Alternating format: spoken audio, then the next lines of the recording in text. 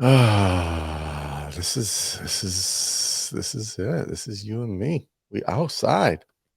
We outside. I've been really thinking really hard about just like telling Dave, don't worry about it.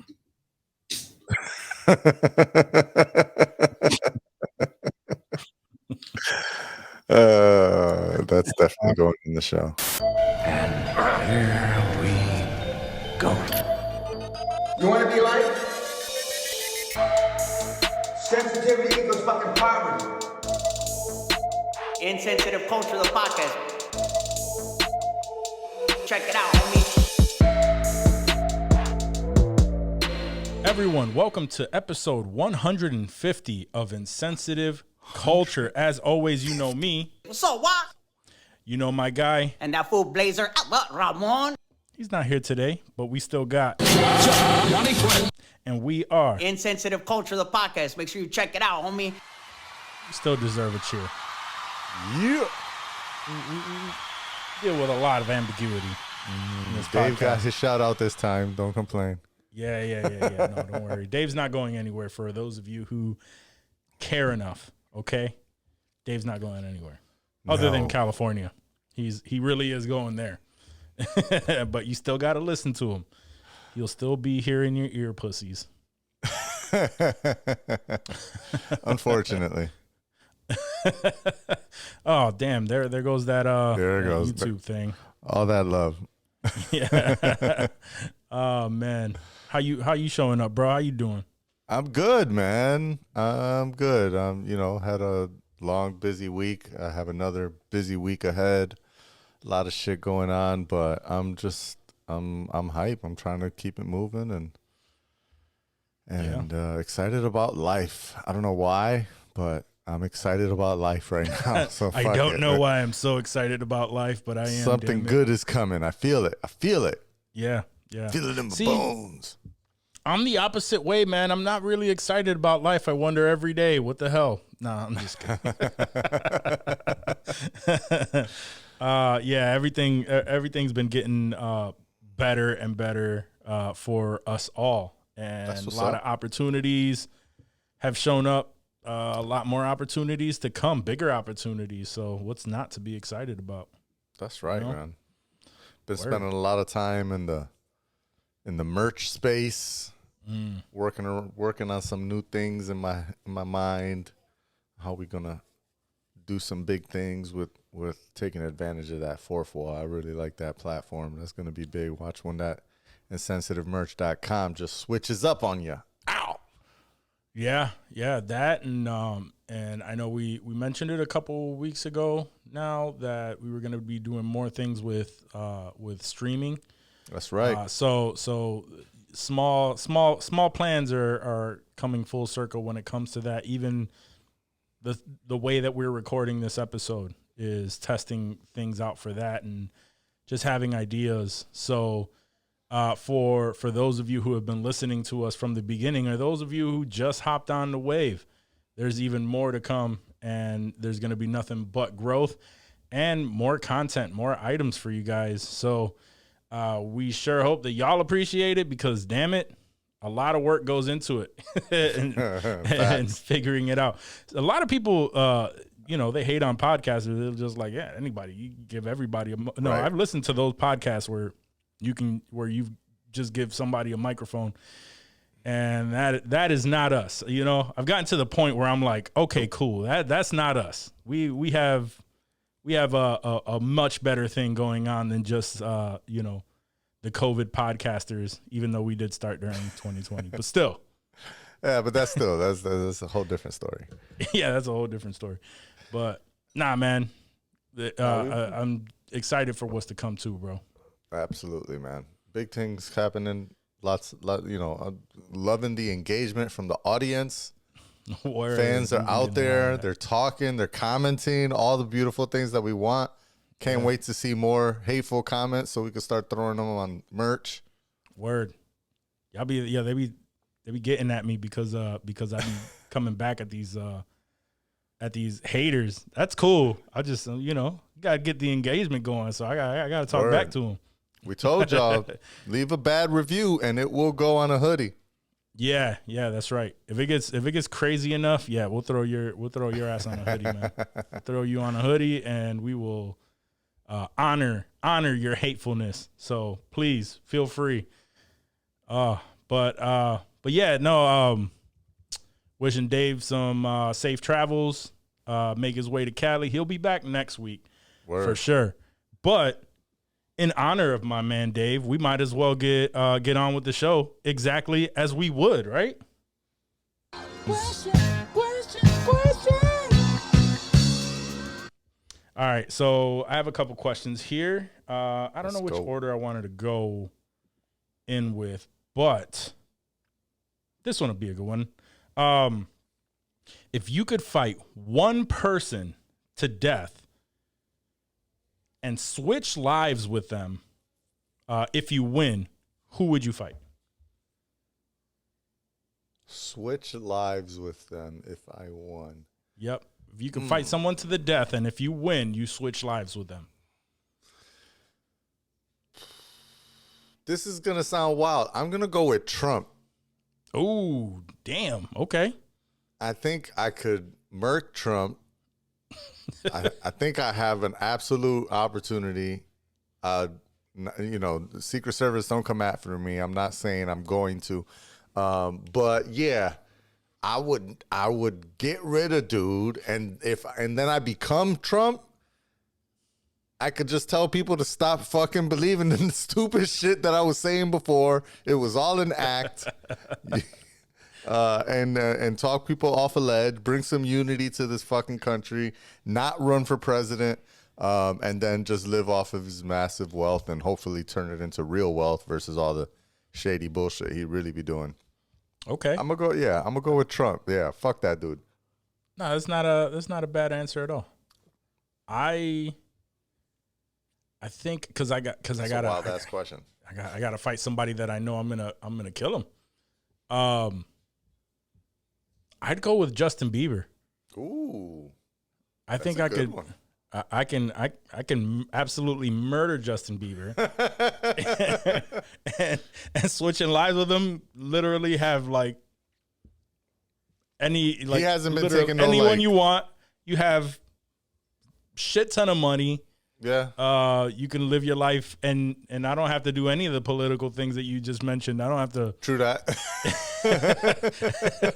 I could just be like, yo, I don't even want to sing anymore. I'm good. I'm just going to live off of what I got. I'm just going to invest in Bitcoin. Yeah, and invest in Bitcoin and then lose it all. And then lose it all. I'm just going to buy these 35 NFTs. Yeah, that would be my answer. No, that's not bad. That's a good one too. And there's way more positives in there than in mine.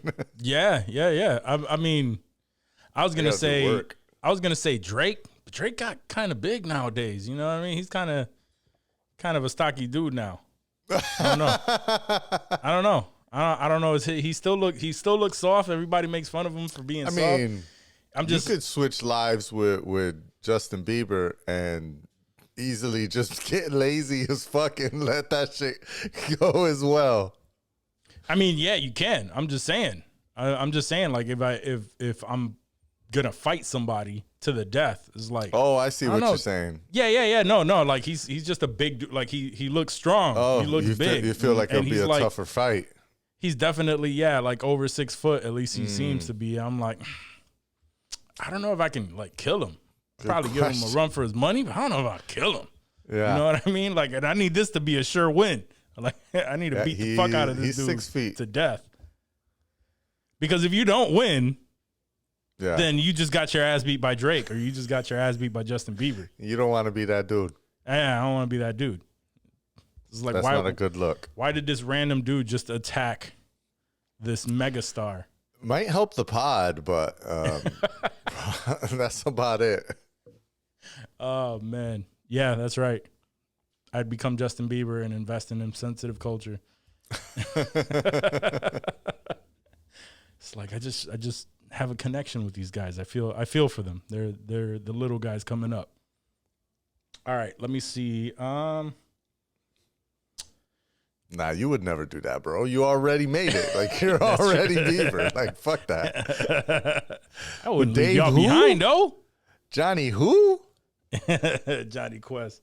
He'd be like, yo, you told me you were going to do this. I don't know that dude. All right, this is more of a, you don't have to list off a bunch of things, but what are some of the hardest things to do casually? Like you can't jerk off casually. You know what I mean? There's nothing about that that's gonna be casual. It's just like, yeah, you know, I'm just chilling, relaxing. Like, no, that's not how that's gonna go. You can't murder someone casually. No, you can't. I just walked by and strangled the bitch. I just, you know, I wasn't feeling what he was saying. Can you take a piss out. casually? I guess you can. I mean, I Piss feel you like can. I do when I'm drunk. Those are casual pisses, right? Yeah, I mean, yeah, yep. When you're just outside and you take a leak, like on a car and shit, that's pretty casual. That's pretty casual. But there's no way to take a casual shit.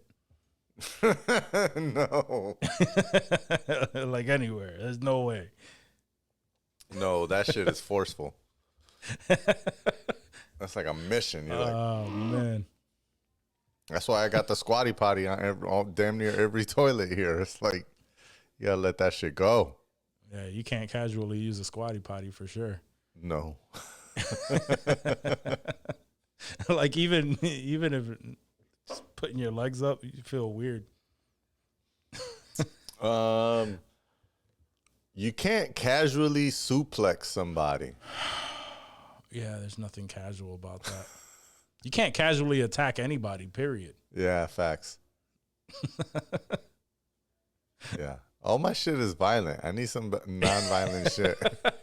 I mean, these are the most extreme things that you cannot do casually. Oh, man. I don't know. You can't casually just break out into a song. Can you? No. People do it. People do it just casual. I mean, in it's movies. weird.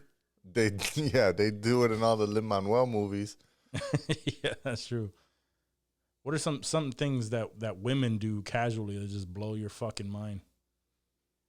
Like men, I think men can fart casually and just kind of brush it off. But if a woman farts, that's not going to be casual, bro. That shit is typically. that shit is like the fuck. What the fuck just happened? Farting around guys though. That shit, like, we'll never let that shit slide. I've learned to let it slide now. I just ignore it. I'm just like, that was a baby, right? Okay, that was a baby. Because it didn't happen as often before the baby. No, not at all. Not at all. It was a myth. Yeah, Women don't fart. It's like, that's not even a thing. Now it's just like, whatever, you do it more than I do, so I'm just gonna let it go. Yeah. That's the kids would do that to you. They fuck you all up. Oh man, those are some good things. I'm sure more things will pop up, but we'll move on. Yeah. All right. So since you can't think of anything other than random fucking violent things for yourself, this is right in line with that. If you had to play a specific song over a badass fight. Oh shit. Yeah, if you had to pick a song to play over a badass fight scene in your life, which song would you pick? Oh my god. Too many songs to choose from, yo. So many. Like a part of me wants to go with like Welcome to the Jungle. Mm-hmm. A part of me wants to go with like one of those like not Diddy songs, but the Bad Boy songs. Which one? Like Benjamins or some shit. There's something that just like has that hard, reminds me of the 90s, or Mobb Deep or some shit. That's what I was gonna choose. I was gonna choose Mobb Deep, Shook Ones. Yeah, that's a good one. But maybe just like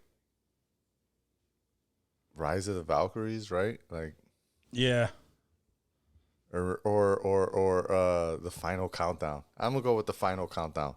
There you go. the Final Countdown. I don't know why. What the fuck, bro? Oh man. Yeah. I would also go with. I should have gave this question more thought. I think I'm the one that put it in there. Honorable mention too. I probably like Big Pun, Twins. Can't go wrong with a freaking pun beat. I mean, yeah, that's deep cover you're talking about. It is right? deep cover. Yeah. Yeah, that's deep cover 98. Yeah, but you know, but I grew up cover with 98. With Big Pun and Fat Joe's version of that. Yeah, that's a better rendition. I feel like. Yeah. All respect to Snoop and Dre, but I think Fat Joe and Pun really knocked it out of the park when they didn't do remixed the whole dead in the middle of little. They didn't do all that. No, they can't touch that. That was the part right there, yo. Pun. I was waiting for you to do the whole thing. I thought you had it. Oh, I do know it. I just didn't want to do all that. I've been thinking about that. I was like, yo, this is my TikTok thing. Like, I could do this. I like, those are the lyrics that I do know how to do it, and it's popular now on TikTok. Oh, I should word? do Big Pun stuff. But I'm just like, nah, I'm not going to do all that. Why the fuck not? I don't know, man. I don't know. Because then they're going to want me to lip sync all fucking songs if that shit does blow up. You'd be like, do this song. I'd be like, all right. I only do pun stuff. Yeah, I only do Big Pun.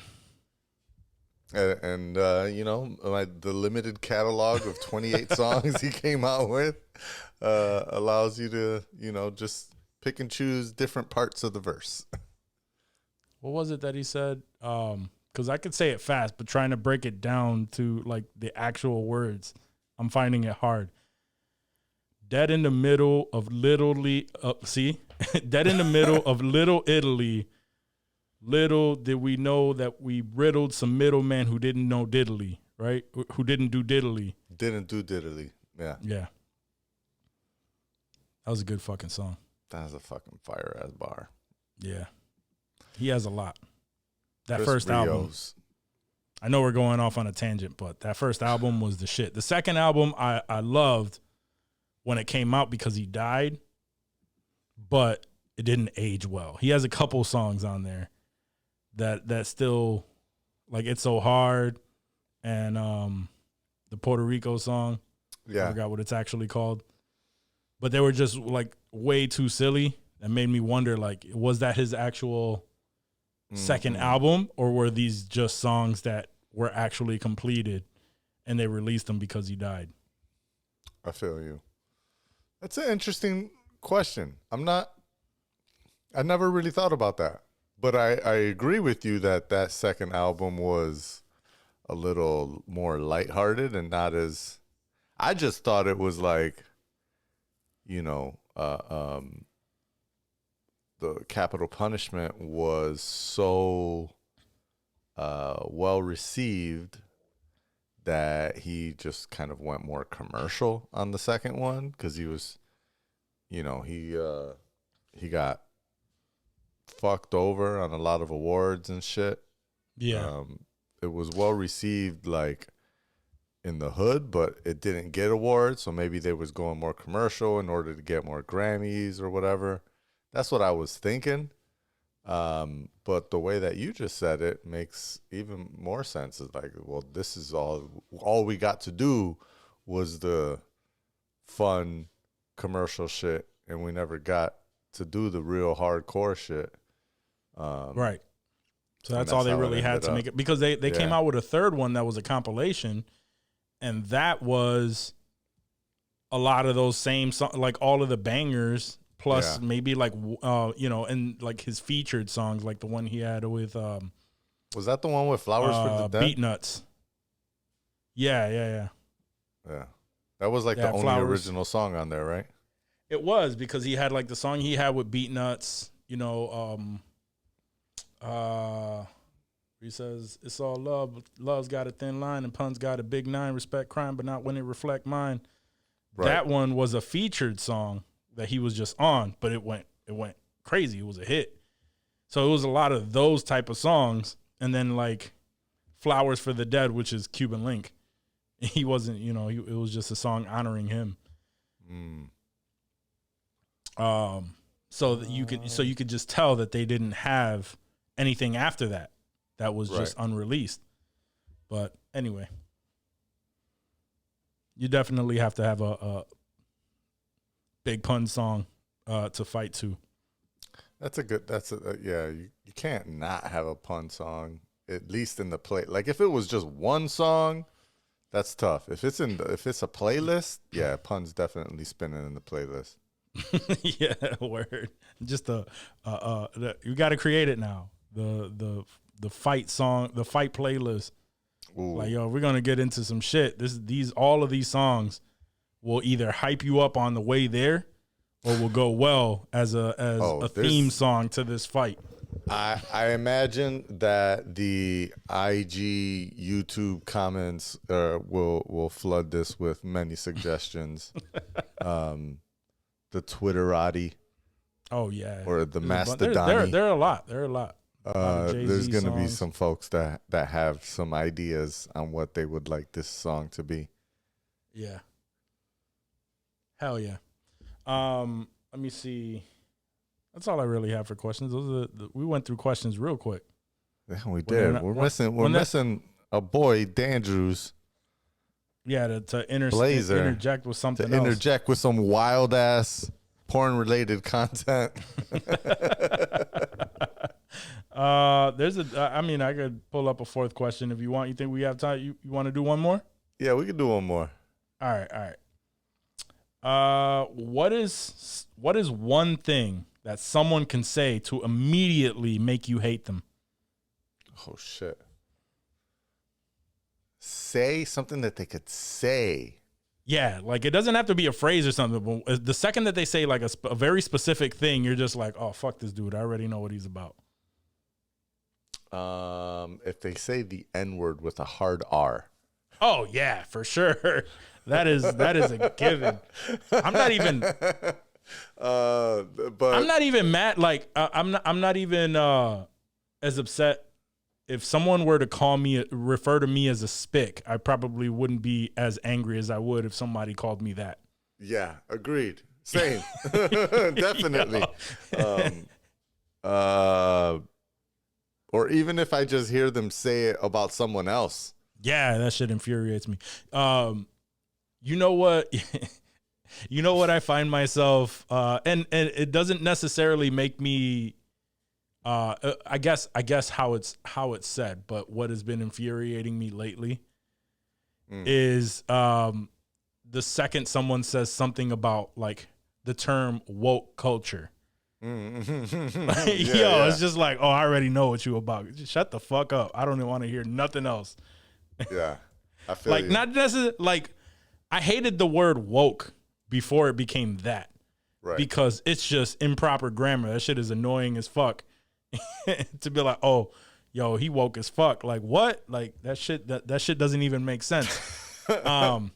But now it's been inherited by another group of people that everything is just like, oh, woke culture is blah blah blah, and it's just like, oh, you just killed your entire train. Like everything you're about to say, like in my mind is dead. Like I don't even want to hear the rest of what the Yeah. fuck you're talking about because I already know what you are about to say.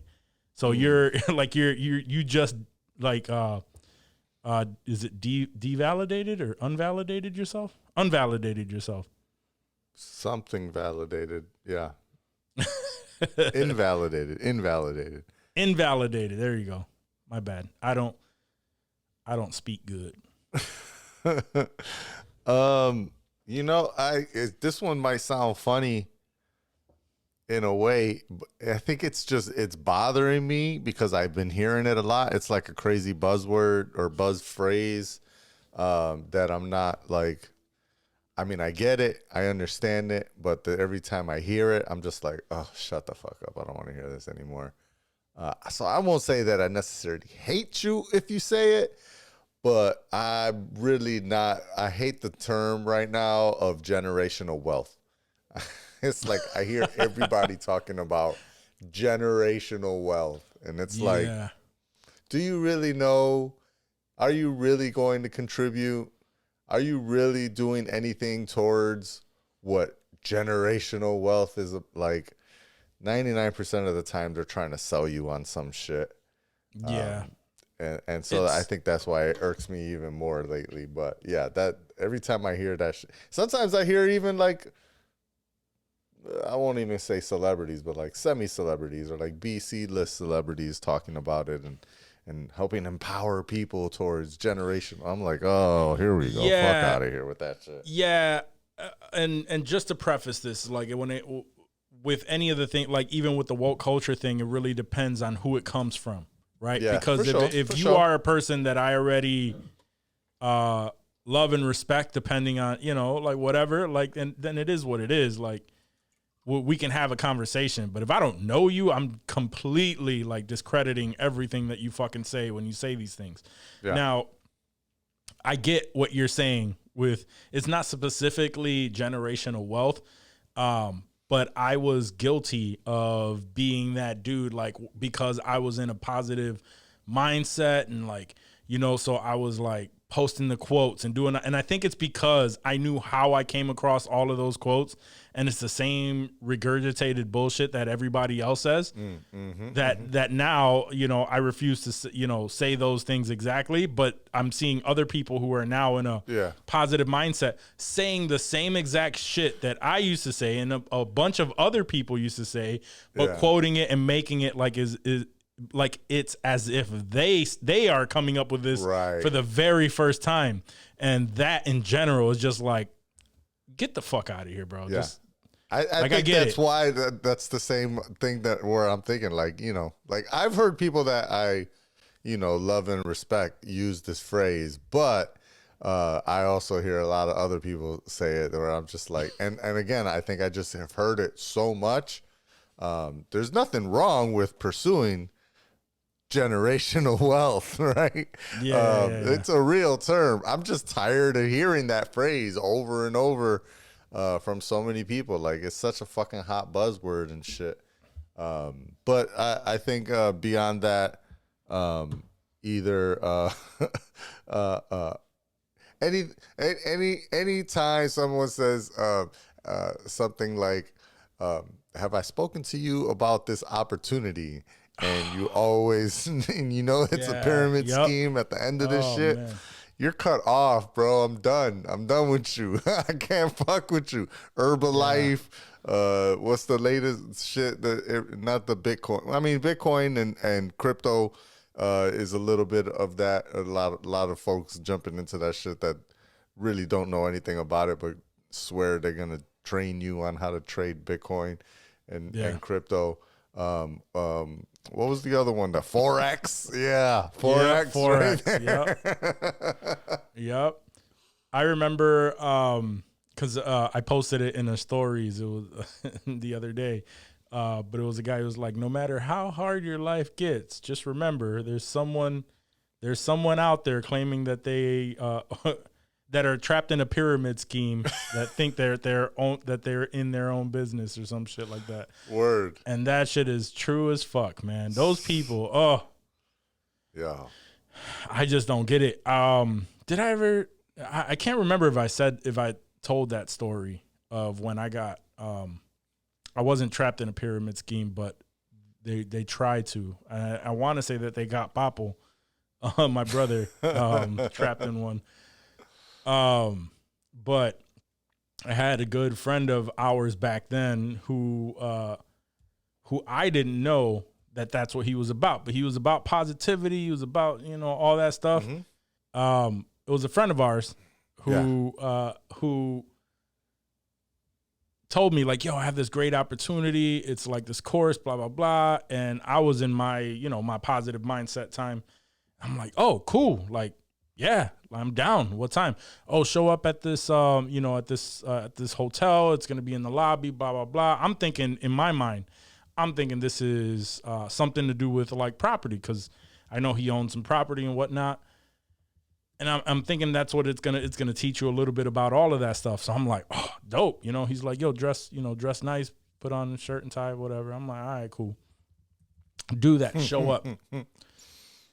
I show up, slap him up. He introduces me to a couple people. We're out talking, blah, blah, blah. We get into this course, and I pull out my notebook, ready to write notes, sit down, like whatever. I see literally within the first couple of minutes, dude pulls out a whiteboard that literally has a pyramid on it. That's telling you this is how you start, and then you get more people under you, and then they get more people under that. And the second I see the pyramid, I'm like, man, fuck. And now I'm just sitting there in the damn near front row, bro. Like, oh man, I have to wait it out, bro. Waiting it out. There was a break in the middle of it, and this one dude like cornered me, bro, like in the hallway, and he's talking to me, and I'm just like, nah, I'm just thinking about it. I don't really have the money to start to invest in that right now, blah, blah, blah. And he's like, oh, but we can have plans for you, and we can do this, and we can do that. We can, the second that you start, we'll waive it for you, and then whatever you make first, just to cover this, that is just going to be ours, and then everything after you make after that is profit. He literally like pulls out a pen. He was like, and he opens a book and like a piece of paper, opens it up, and and he literally pulls out a pen. He goes, just sign right here. Oh, and I'm my like, God. nah, man, I'm not. I really have to think about this. So then they push me back into the room, and I'm like, fuck. Because that was like the break. And I wanted to walk out, and I was stuck there. And then I get to the front, back to the front, my seat, and all I keep thinking is, how am I going to get out of here? How am I going to get out of here?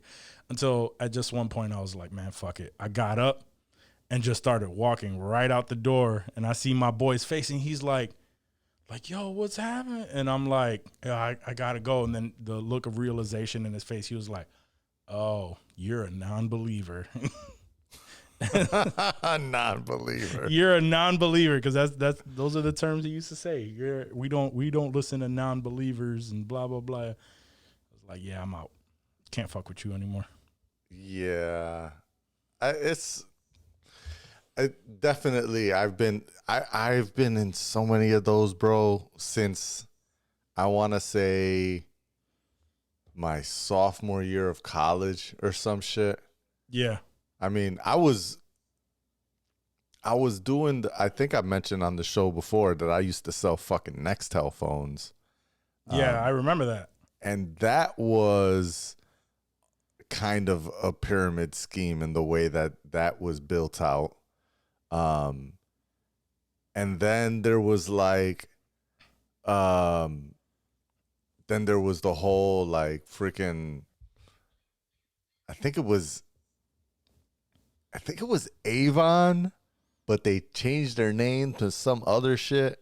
It was mad early. This one I remember the most because it was my boy in college. They had gotten so many people in the school, and one of my boys was like, you know what I mean? Like, he was a serious dude. He was about his shit. He was all about like making money, and he's still to this day one of the,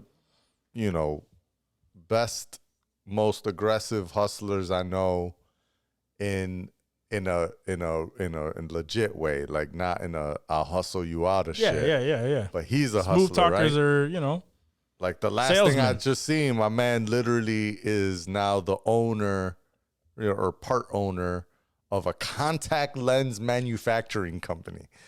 Like, my man is making contacts. Like, he's involved in so many different things. And he's been that way since Get, right? And so, like, this was back when I was at RIT and shit. And, you know, he was inviting everybody to go to these meetings. And I remember going in. And this is the first time I really felt like, yo, this is legit. Like, this is a real thing. And they was promoting, you know, don't get me wrong. Like, I still think like they were on the cusp of something, but they just, it's the way that it's done is that the focus is not actually on the product that they're telling you about. It's really about doing the pyramid shit, right? Signing more people up to become more sellers, just like you. Yep. And ever since then, man, every time I've been invited to so many of these meetings, and I've accepted so many of them and graciously sat through them for so many family and friends. I remember one time it happened with me and Swerve, where fucking his aunt was like, "Oh, come with us to, you know, join me at the," and then we get there, and I was like, "Oh, this is 5 Links. I'm pretty sure I heard of you before."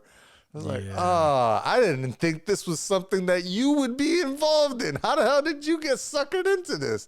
And now I got to sit through this whole fucking presentation and you telling me how, look, you see what I pulled up in a BMW M5? Yep. You could be just like me. You see this Rolex on my wrist? It's like, shut the fuck up, dude. The worst. I'm so tired of hearing that same ass story. I've been hearing that story for 25 fucking years. Because that's exactly what that's what they do.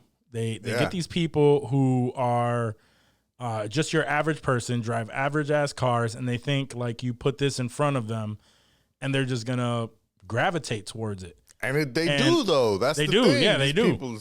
People are lemmings, man. People just don't they're not sometimes I think like the things that are common sense to me, I notice like it's just not that common. You know what I mean? And common sense ain't that common. Yeah, common sense just ain't that common. And I like to think it's because I'm a smart person, but in actuality is like I'm just born with that thing that's just like, something just seems off here. You know what I mean?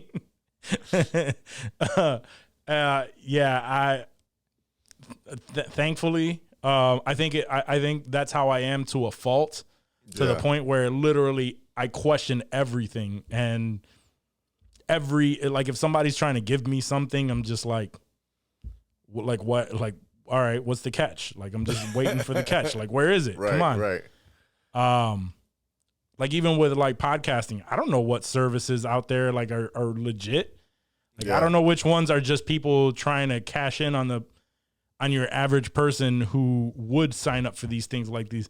Like I just heard of a Podfest, and then I look at everybody that goes to it, right? Because I saw somebody that I know went to Podfest, and then I look at all the photos that are in there, and I'm like, well, where's the benefit in this for me? Yeah. Right? Every photo that I see of every speaker, of every, like, anything, I don't know these people. Never even heard of these companies. Like, so why is this benefiting me and my brand and, you know, and our brand and insensitive culture? Like how, like we get to meet people. I meet people every day. Oh, right. It's just a networking event. It's just another fucking networking event. Yeah, networking with other small podcasters. That seems like it will definitely be fruitful. Exactly. It's just another reason to spend money and go to Orlando. Yeah, pretty much. You're not wrong there. I write it off. I think I could figure better ways to spend money in Orlando, but still. All right. We've gone on tangents long enough.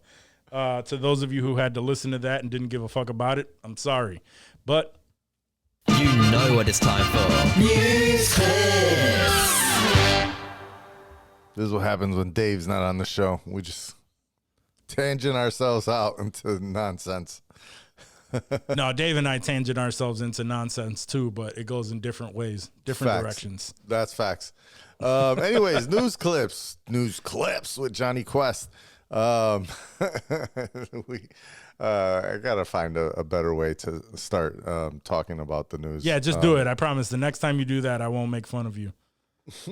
Because you did it, and then I made fun of you, and now it turned into yes, Quest, Johnny Quest. Yeah, no. So news. Let's see what's happening. We talked a little bit about this amongst ourselves. So Paramount Plus came out earlier this week, and they announced that they're making some changes. Unfortunately, it's probably going to affect some jobs over at Showtime. But I think last year, the Viacom CBS said that they were changing their name to Paramount. That's the brand name that they were going to go with. And then recently they came out and said that they're now going to rebrand not just Paramount Plus, but also the Showtime channel. So they're like merging the Showtime channel and the Paramount Plus app. I haven't heard anything about the Showtime Anytime app or the Showtime app, because there's an app that they have two apps. This is how fucking disparate these people are. They have two apps. They have the Showtime Anytime app. That's just for people that pay for Showtime through cable. Yeah. Then they have the Showtime app. Right. They could, access on demand, whatever, they already have on Showtime, and access live TV. And then they have the Showtime app that was for people that want to just pay to stream Showtime. And then the same thing. They also can access live TV as well as anything on demand.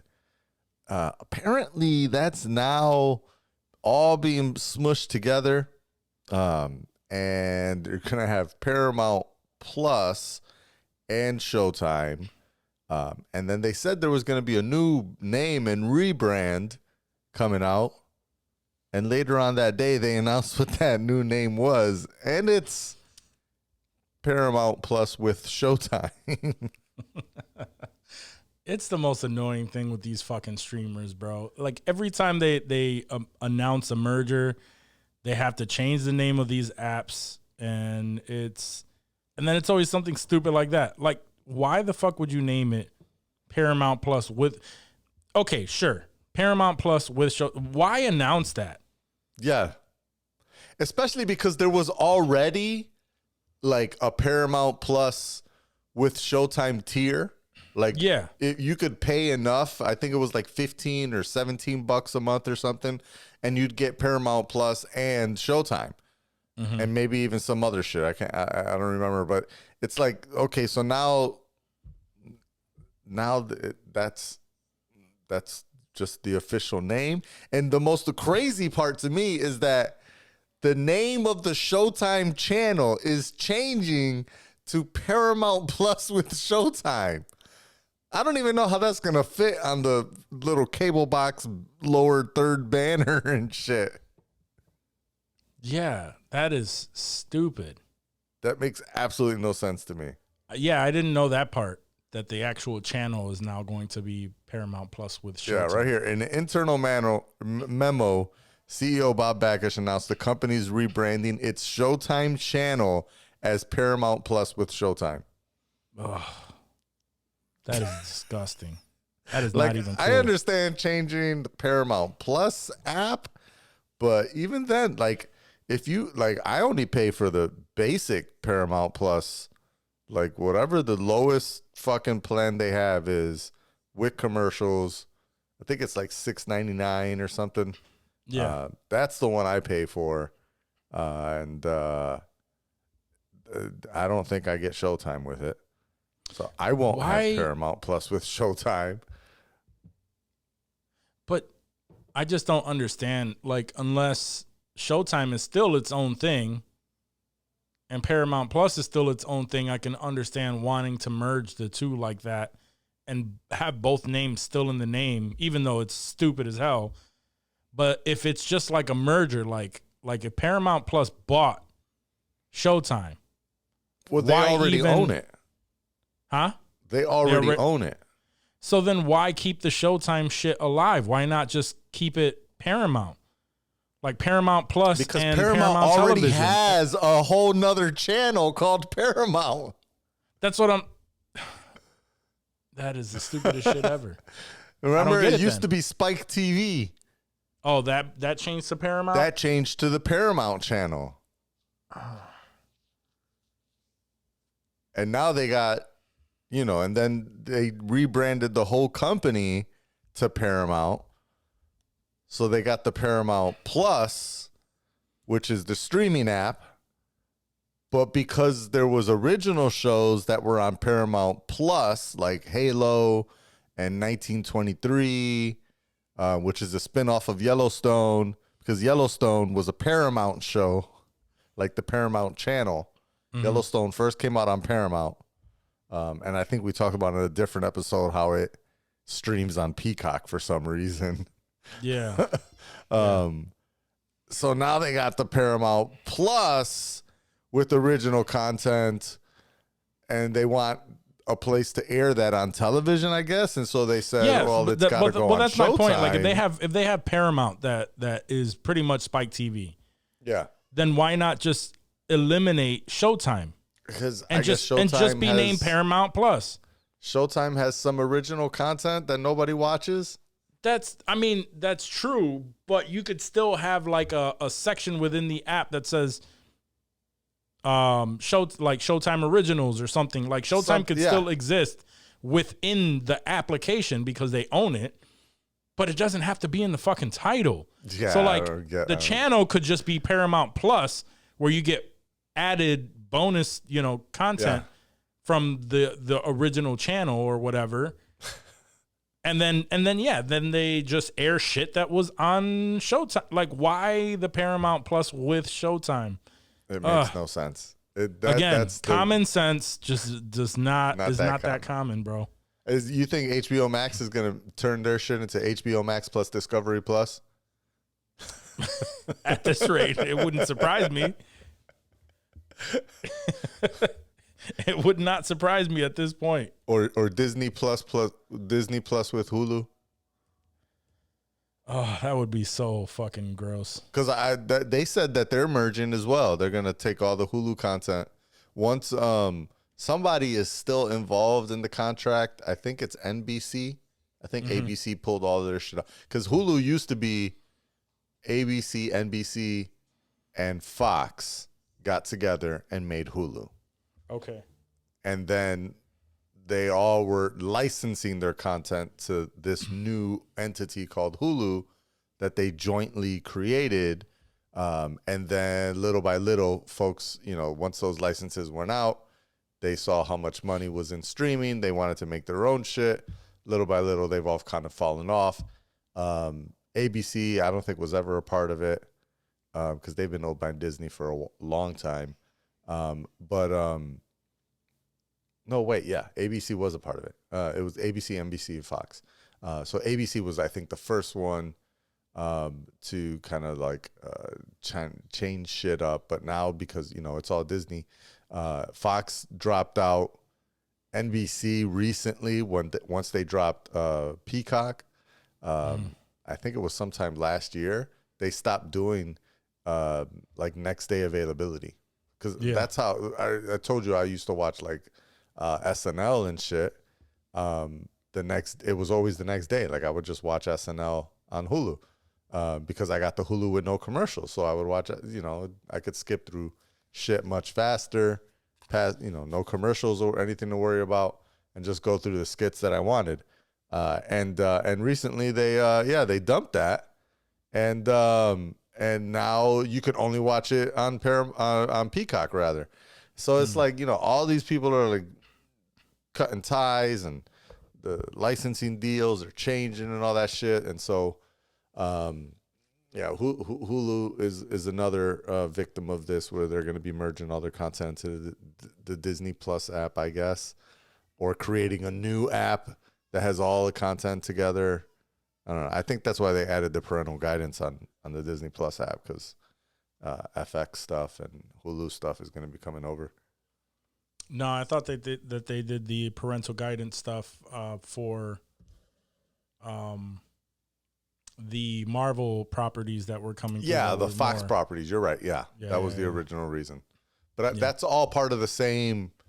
That's kind of all part of the same deal, because in the acquisition of Fox properties, then they got all the Hulu content that was Fox owned. So now they own 2/3. That's how it ended up breaking out. Now they own 2/3 of Hulu. Instead of it being split individually between the three companies, they own 2/3. And so NBC decided to kind of like fall back and opt out. There's still NBC stuff on Hulu, but it's very sporadic. And I think, it's little by little shit is just falling off. And then eventually it's going to be only Disney owned things. It's, either, Fox Studio stuff or Disney Studio stuff. And so at that point, it's, still all technically Disney. And that's why they're just going to make it all into one app, and Hulu is going to go away, I guess. Interesting. Sadly. Well, as long as it's the same shit with a new name, I'm good with that. If it comes with a new name, just don't be, Disney Plus with Hulu. Yeah, just don't do all that shit. That dumbass shit. Paramount Plus with Showtime. This just came out. I don't know. What do you think about this? There's going to be a Michael Jackson biopic, of course. I'm surprised it took this long, but they're going to fuck up Michael Jackson. We'll see. Apparently his nephew is the one, and actually, I don't know. I just seen this. This is hype. This gets me a little hyper for it. Antoine Fuqua is the going to be the director. Okay, all right. That gives it a little vibe. And they cast his nephew, and he kind of looks like him. I don't know what you think. He looks like early Michael, like 80s Michael. Yeah, and if they're doing that, I'm sure it's probably going to be him earlier, or like the younger years, I guess. Yeah. I don't know. Yeah. He looks like him. That was the most worrisome thing, is who was going to play him. And that looks legit. Mean, who knows if this kid's got any like acting skills? That's another thing. Yeah. Yeah, no, you're right. I always Antoine Fuqua, because he's been attached to a number of things. I had to remind myself the movies that he's actually directed, and yeah, all right. They're mostly good or sus? I mean, Emancipation was great. I thought that was great. Right. And he directed that. Let's see, The Terminal List. I enjoyed that show. Oh, he was involved in that. Yeah, he was the director for that series. It's interesting. His thing. The Equalizer 2, The Magnificent Seven, Southpaw, Olympus Has Fallen. Let's see. Obviously, Training Day. Bait with is that Jamie Foxx? Yep. So yeah, he has some good movies. He has some good movies in there. I always, because he was the director of Training Day. Yeah. And but it was written by David Ayer. So I always, for some reason, confuse David Ayer with him. It's okay. And David Ayer's his stream of movies aren't as not so much. Not so great. Yeah. I mean, like, he has some good ones, David Ayer definitely has some good ones. Like End of Watch was dope. Harsh Times were good, but you can see kind of visually they're kind of similar, right? Right. He did Fury. He was the director of Fury, which Fury was good. He did Suicide Squad, the first one, which he's constantly crying about, wanting the Ayer cut. Because Snyder got his cut. Right, that was him. David Ayer playing. No. Yeah. No thanks. Right. Bright, which I didn't hate, but it just felt like End of Watch with goblins and ghouls and ogres. It was all right. Yeah. And then very similar. And then the Tax Collector was just straight dog shit. Yeah, I actually I found myself watching the Tax Collector 2 yesterday. I don't know. I couldn't finish it. There's a 2, or you're saying also? I came in. No, like also. No, not also. Okay. Part 2. No. Part 2. There's a part 2? Holy shit. Okay. The first one wasn't great. I don't know why the fuck you caught yourself watching the sequel. It was not my choice to press play. Gotcha. Yeah, like But I thought Shia LaBeouf was the best thing to come out of that. His part was great. He went all in, and the main actor was trash. The storyline, it was just really bad. Well, maybe it wasn't the Tax Collector. Yeah, because I'm like, where is there a part 2? I'm trying to look it up on IMDb. I don't see it. Maybe it was part 1. That's how bad it was. You thought it was a bullshit sequel. Oh God, that's what it was. The Debt Collector 2. The Debt Collector. What the fuck is the Debt Collector? I don't know, man. Some shit that was on Netflix and somebody pressed play on. The Debt Collector Part 1 is starring Scott Adkins and Louis Mandylor. Yeah. They're if you're wondering who those people are, I have no fucking clue who they are. Exactly. They're also the stars of Part 2. I don't even know if the person that pressed play has seen Part 1. It was just, I finished dinner and I sat at the sofa and it was playing. Apologies. Don't go watch this movie, please. This dude plays the worst characters. So we were talking about the Debt Collector, and then there's Debt Collectors. Okay. That's a different movie. Anyway, moving on. Yeah. Yeah, different movie. He plays the same guy, though. Yeah. This actually could be a good candidate for our Twitch show of watching terrible movies. Yeah. Absolutely could be a good candidate. Duly noted. Mental notice. Anyways, I was gonna we were talking to go back to the Michael Jackson thing. This kid that got cast is apparently he's a singer. I have not seen this or heard this. Okay. Where's he at? Oh shit. I'm on my way to you. So glad you called the phone. Told my mind. I knew that was coming.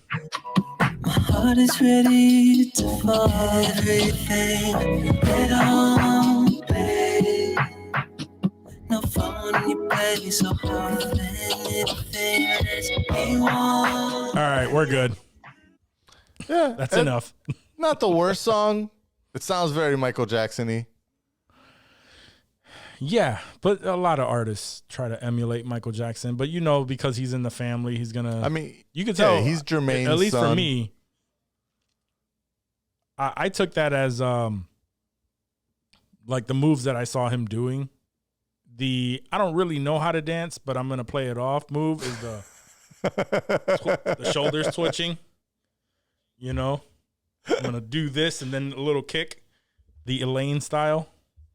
Yeah. So I don't know. I'm sure he'll do well. He has a lot of pressure on him to play his uncle. Yeah, facts. All right, very last story. I thought this was fucking hilarious. Is Latto, Latto, the rapper? Yeah, the rapper. Yep. So apparently Latto put some used panties up on eBay and got and listed at starting at 99 cents. She ain't do no trolling bullshit. Yeah. Used cheetah print panties and made it to $100,000. People are thirsty as fuck. People are thirsty. Do you know the backstory to this?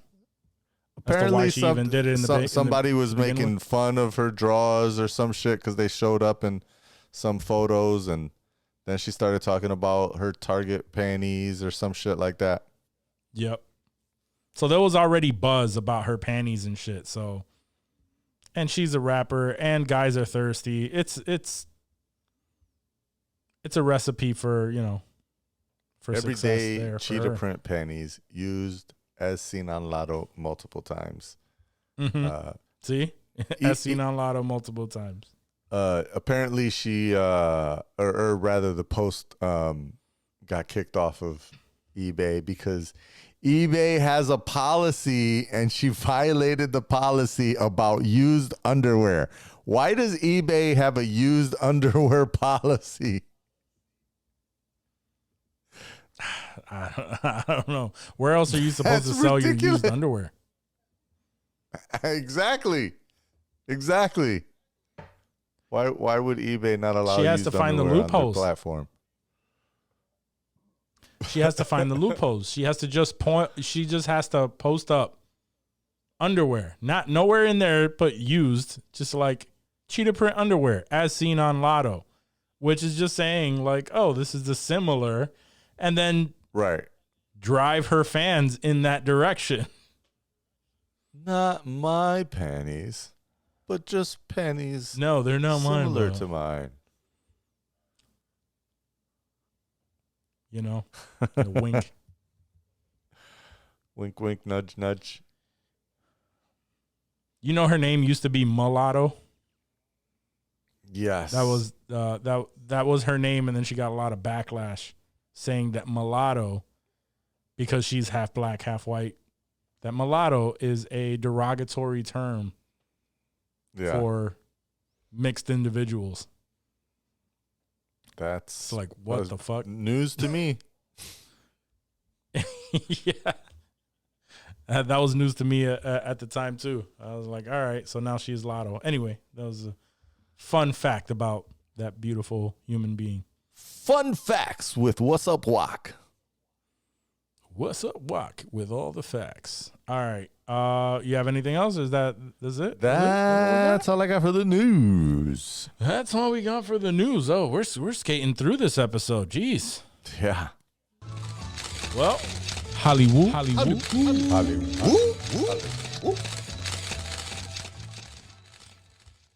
So we started podcasting today on a good day, right? Because generally, when we get news updates from Marvel or anybody that we're actually interested in hearing what's to come, that information comes later in the day, and we're always like, "Fuck," because it drops while we're recording or right after. Yeah, exactly. But this time we got it. We're ahead on this story. So if you didn't know, James Gunn, who is the head of DC Films specifically over at WB Studios, he's been saying all month that in January he's going to release some information of what's to come in the upcoming near future when it comes to DC films, because of everything that has been going on with them letting go of Henry Cavill. It's just been a whole lot going on. And if you listen to the show, we've talked about it a few times. But he released a full 6-minute video. So what we're going to do, Johnny, if you don't mind queuing it up, we're going to play the video and we'll just like pause it and give thoughts on certain sections. I haven't watched any of this, so I don't know. I saw a little bit of some of the news, but mostly through headlines. But I didn't watch any of the of this video, so I'm kind of hyped to watch this with you and give my comments as it goes through. Let's watch it with the audience, and then just like we'll pause it in between like projects just to kind of see if just to kind of talk. I'll let you know if we should pause it, but we're playing this by ear because we're using different equipment now to record. So for those of you who are listening, if you want to watch along, you can listen along, but go to our YouTube video and you'll be able to actually see the video and and listen to it and watch as we do it. So go ahead, bro. Hey, everybody, I'm James Gunn. I'm the co-CEO of DC Studios. So as many of you know, DC has been disconnected in film and television. First off, I didn't know he was the co-CEO of Disney Studios. Like, I knew he was the head, or DC Studios. I knew he was like the head in charge of like the vision of DC moving forward, but I didn't like, is Kevin Feige the CEO of Marvel Studios? I don't know. That's a good question. I might have to look that up later. Cause that's pretty wild that, so he's president of Marvel Studios. He is president of Marvel Studios. Yes. And they made James Gunn co-CEO of DC Studios. I feel like a CEO has more control than a president does. I don't know why. Which is why he's absolutely cutting ties. Like, he doesn't care. He's making the changes that need to be made. Like, I feel like a CEO makes more like financial decisions too. So like he's totally in charge of what goes on. That's pretty dope. Anyways, moving back. Sorry. For a long time.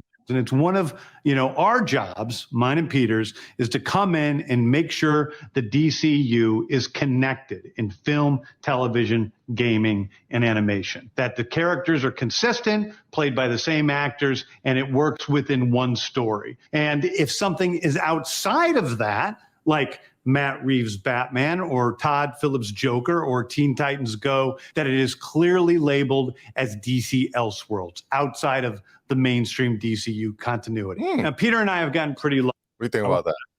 I like that. I like that a lot because the fact that they have DC Elseworlds now lets you know, like, hey, should I pay attention to this? Like, do I have to watch everything else for this content, or do I just have to watch the items that are connected to this? Yeah. So it at least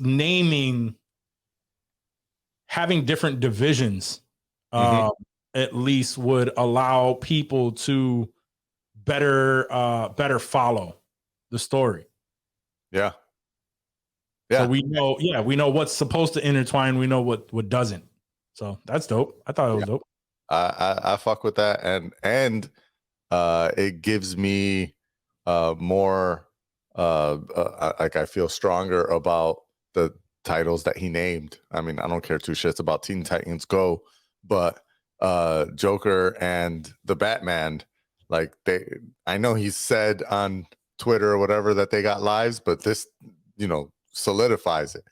They got life, and there's still investment going to happen there, even though if it's not part of the greater DC vision. Lucky in terms of the 4 projects that are coming out over the next year. First, we have Shazam, Fury of the Gods. Shazam has always been off kind of in his own part of the DCU, so he connects very well. That moves directly into The Flash, a fantastic movie that I really love that resets the entire DC universe. And then to move into Blue Beetle, a fantastic film about a kid who's a marvelous part of the DCU, and then into Aquaman 2, which leads directly into our next few projects, which I'm going to tell you about now.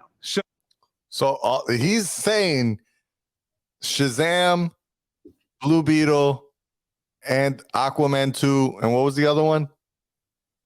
I think those were it. Oh, and Flash. And The Flash are all part of what he's doing moving forward. I don't think so. I think those are just the 4 that are still being released, which we've known that. But it sounds like he's saying like, and then it goes into what we're doing moving forward. Yes, but they probably, because I can't imagine that what's his name is still going to be Aquaman, although he recently was showing extreme excitement about DC and like what's going on and like moving forward and whatnot. So it very well could be moving where he's still Aquaman, but a lot of people now are really excited about him being Lobo. Yeah, I've heard that as well. We'll see. Okay. Yeah, Peter and I, along with a group of very talented writers, have started to map out an 8 to 10 year plan of what DC Studios will be in film, television, and gaming. This first chapter is called Gods and Monsters. Now, what I'm about to tell you, is a part of the first chapter. It's not the entire first chapter. The first project is Creature Commandos. Creature Commandos is an animated series. I've written all the episodes. Something we're going to do that's a little bit different. Already written. Already written. Man is a beast on the writing. And but again, from the image that's on there too, what's his name from Suicide Squad on the right? Oh, yeah, the Weasel, right? Yeah. He loves his random characters. He does, and he does well with them. So I'd be down to watch this. I'm excited for it. And like he said, that he wants the same actors to cross, the same actors that play them in their voices in the animated cartoons will cross over into real life versions of them. That's dope. And they're going to go back and forth. That's dope. So that's dope. I like that. If we're going to have characters move into animation, out of animation, usually having the same actor play their voice as who plays them in live action. The next project up is Waller. This is a story of Amanda Waller, played by Viola Davis. Viola Davis is going to team up with members of Team Peacemaker, and this is a story that's been created by Crystal Henry, who did Watchmen, and Jeremy Carver, who created the Doom Patrol. It is a fantastic story that's out of this world, and I can't wait for people to see it. That is one where I'm not exactly a big fan of Waller. Like, even though I do love Viola Davis, Waller is just like whatever. But the fact that he said it's a show, she's gonna be joining the Peacemaker crew. That's a nice little tidbit there. So that means that those characters are gonna be coming in into this story, which I fuck with. All right, good. Yep. And also, what was the other tidbit there that I actually took away from that I liked? Oh, one of the writers from Watchmen. Yeah. So I'm already in. Yeah, that sounds kind of lit. There's like I agree with you. Never been a huge fan of Waller, the character. And the way that it was kind of brought into all the pieces, he probably did the best job with her in Suicide Squad, and even in Peacemaker, she had a couple of cameos, and it fit the bill, just kind of tied things together, but wasn't a huge major role. other than, you know, her daughter being a part of it. Spoiler alert. But everything that he mentioned after saying that it was about Waller, the fact that it's, you know, the Peacemaker Squad, the fact that she's, you know, with a crew that he named that I'm not familiar with, but sounds dope, and all the, you know, the writing attachments, and it's a TV show, so it's a series. That'll be dope. I'm down for that. Okay, next up is the big one, the true beginning of the DCU. This is called Superman Legacy. This is being written by me. I'm in the middle of it. I'm having a great time doing it. And Superman will be released into theaters July 11th, 2025. Okay, the next thing is a big premiere HBO television series. Wow. That was the tease, and with nothing. With nothing, yes. But also, like he said, this is the beginning of the DCU. So all of those other ones, there may have been a few other things like what we were talking about, the Fury of the Gods and everything. He still has at least from what he says there, it's not guaranteed that those other things will make it into this story. You know what I mean? But it could be, but easily they could just release those because something has to be released until 2025. You know, but I like that. Superman Legacy. We know that it's a younger Superman. I'm down. Yeah, 2025 now. Doesn't seem like that's far at all. No, that's, you know, over 2 years. That means he's almost done with the script. Yeah, and photography should begin by the end of this year. Right, and then next year is filming. Facts. No, that's dope. Yeah, I'm interested to see what this young Superman story will be. The middle of it, I'm having a great time doing it, and Superman will be released into theater. Before we get past the Superman thing, another thing that people who are angry about Henry Cavill aren't realizing, but Henry Cavill, because this is a younger Superman, Henry Cavill at some point can be Superman again. And a lot of people are theorizing because James Gunn hinted at the fact that he wants to do Kingdom Come. And specifically, people are like really excited that Henry Cavill could return for Superman in Kingdom Come. So, and that would be dope. I mean, it's always going to fall on, you know, schedules. It is, but still, I'm just saying, like, people that are really hoping for his return. Yeah, you know, it's open for sure. Here's July 11th, 2025. Okay, the next thing is a big premiere HBO television series called Lanterns. This is a story of a couple of Green Lanterns, John Stewart and Hal Jordan, and we have a few other lanterns peppered in there, but this is really a terrestrial-based TV show, which is almost like True Detective with a couple of Green Lanterns who are space cops watching over Precinct Earth. In it, they discover a terrifying mystery that ties into our larger story of the DCU. Next. I like that. I'm down. I like that it's a TV show. I like that it's not just focusing on Hal Jordan. Yeah. It's a team, and they're going to be sprinkling in other Green Lanterns in there. That's gonna be fire. Did he say that was gonna be HBO? Yeah, he said HBOMax. Okay. All right. Yeah, that's interesting. Yeah. I've always liked the Green Lantern story. They never went back to it after Ryan Reynolds' version, and so I think this could be dope. Very hyped to see. He didn't mention who's involved, so no, he's just referencing the thing that's happening. But correct, yeah, the projects. yeah, but I wonder who's writing and directing. But to our larger story of the DCU. Next is a big movie called The Authority. The Authority.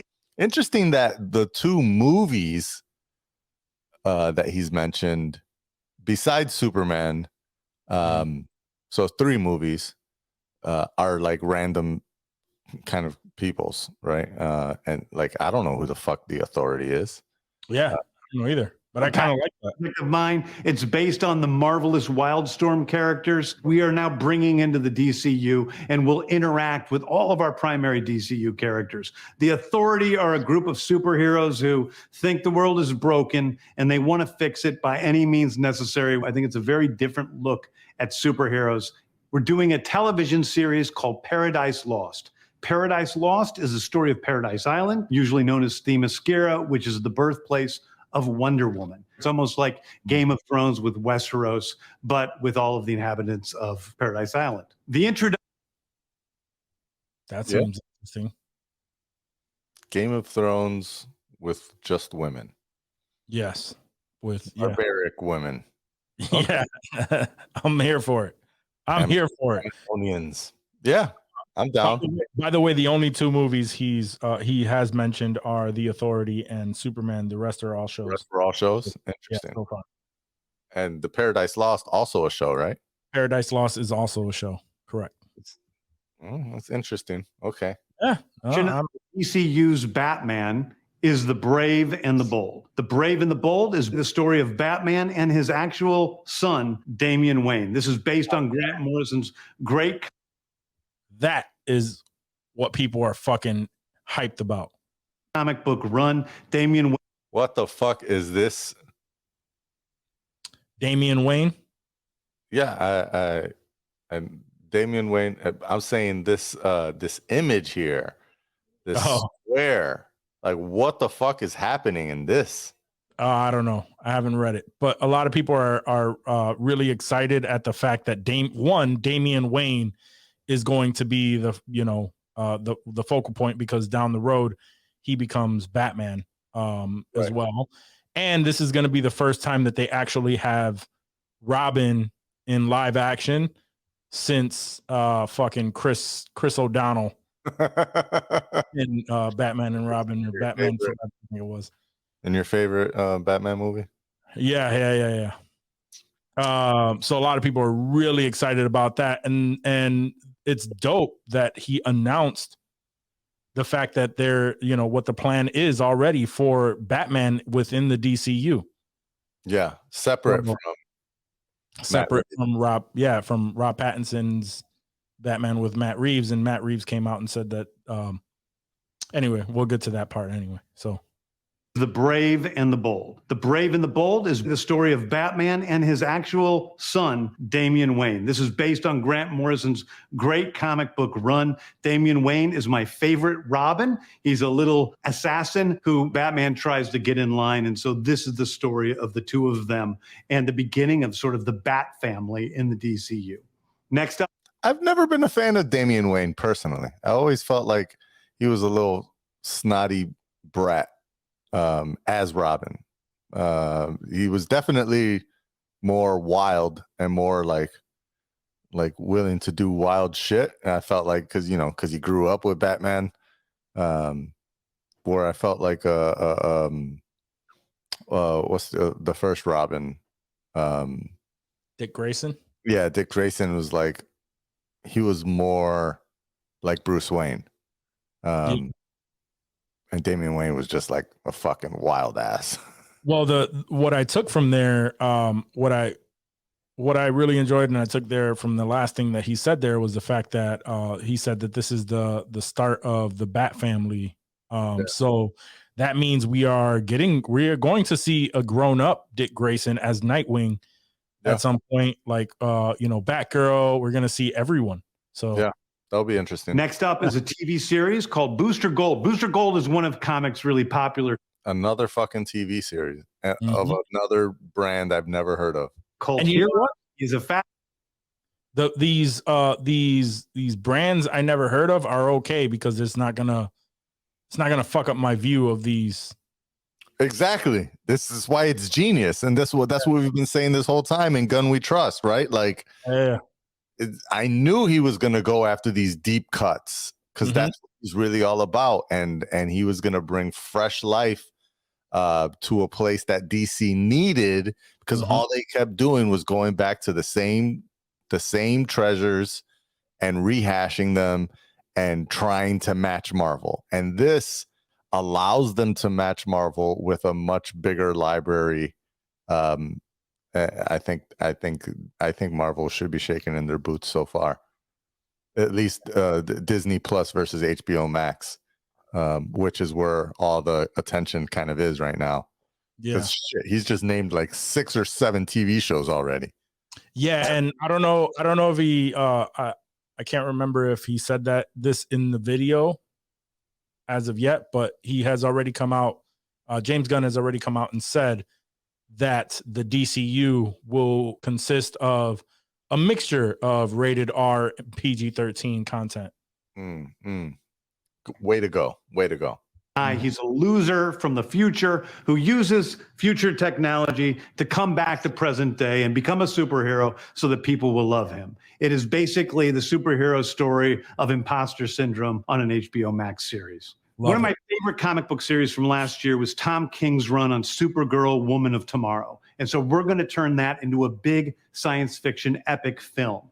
Now, Superman is a guy who was sent to Earth and raised. So like most of two of the 3 movies are about super people. Yep. By loving parents. Whereas Supergirl in this story, she is a character who was raised on a chunk of Krypton. She watched everybody around her perish in some terrible way. So she's a much more jaded character. And that brings me to Swamp Thing, the last thing we're going to talk about, a very dark horror story in the origins of the monster who is Swamp Thing. And although it's totally outside of the rest of the DCU, it will still feed into the rest of the stories. Wait a minute. What do you mean? He's outside of the DCU, but will feed into the rest of the stories? Yeah, so because it's such a dark, I think it's because it's such a dark thing, he will be part of the DCU, but not necessarily a major part of the DCU is what I'm thinking. Yeah, like he's gonna have a movie, but his movies are gonna be mainly about him and his team in this one really dark world. But the things that go on in there can have an influence on other things. It's just not going to be a direct tie to the overall arching story. That's I'm not big on horror, scary films, but I'm absolutely here for a Swamp Thing flick. Oh yeah, waiting for a Swamp Thing flick. We haven't had one since what, the 80s? That cheesy ass. Yeah, I mean there was a Swamp Thing I think in Titans or something, but no bueno. And there was a Swamp Thing I think in the Harley Quinn show, but that's animated. Yeah. That's good. I'm here for it. I can't wait to see what the fuck this is. Absolutely here for it. Anyway, those are the stories that I can tell you about right now. I've loved the DC characters since I was a child. They're incredibly important to me. I knew that this was a once-in-a-lifetime opportunity to do something very different. One of the things that's very important for me in all of these movies and TV series is that the director's vision and the vision of the writers and all of the creators is unique and something special. Storytelling is always king. That's all that matters to us. And I want to be true to those stories. I want to be true to you guys and really give you something different than you've ever seen before. Anyway, thank you, everybody. I appreciate you watching. I hope this was exciting for you because it's really exciting for me. And I can't wait to start to dive into these stories with you guys on this grand adventure. Thank you so much. All right, cool. Yeah, a lot of good information from that. I'm hyped. Yeah. I'm definitely excited. That was pretty dope. That was very good news. Like you said, people were expecting something in January. We literally had to wait until the last day of January, but we got it, and it's not disappointing. No. Yeah. I've been looking at the comments and stuff because, I'm glutton for punishment. But you know, it's mixed things. People just don't know who these characters are or why they should give a shit. And I think that that's the beauty in Gunn. He takes those characters and he makes them. He makes people them shine. are mad about that he's doing unknown characters. No, people are just mad at Gunn in general because there's a lot of people crying about wanting, you know, the Snyderverse back, and there are people who are just upset at the fact that James Gunn is in charge because his characters are all, you know, the movies that he's done, the characters are like funny and like, you know, and it. But in all honesty, I honestly don't know how his writing and directing is going to influence Superman. Not gonna lie, I'm kind of curious about that. Yeah, because all of his other movies do take these stories and make them funny, and you know what I mean. And do we need that with Superman? I don't know. So I am kind of curious on that. The fact that he's writing that. Going back to the co-CEO thing, like, does that mean that he's not directing anymore? Because I can't imagine you're able to be a CEO and still direct films. I'm sure he's going to. I'm sure he's going to. But if you notice, he said he's writing Superman. I didn't say he's directing. Do you think he's going to direct the flick too, or he's going to hire somebody else to direct it? I don't know. I'm thinking he's going to have someone else direct it. I can see him still being involved in writing. I just feel like directing is so much more of a, you know, drag, or, you know, like, time consuming. It's so much of a need. It'd be demanding. Yeah. Yeah, I could see that. But currently he has 5 movies that he's writing. He's writing a TV series for Starsky and Hutch, the Untitled Superman project. Not even related to DC. Not even related to DC. Creature Commandos, which we just heard. Coyote versus Acme, which is a screenplay that he's writing. And obviously Guardians of the Galaxy 3. As far as directing, I'm just seeing what he has upcoming, and all he has is Guardians of the Galaxy 3. So I don't know. I've been telling people, like, every time I have this conversation with people about James Gunn and his abilities,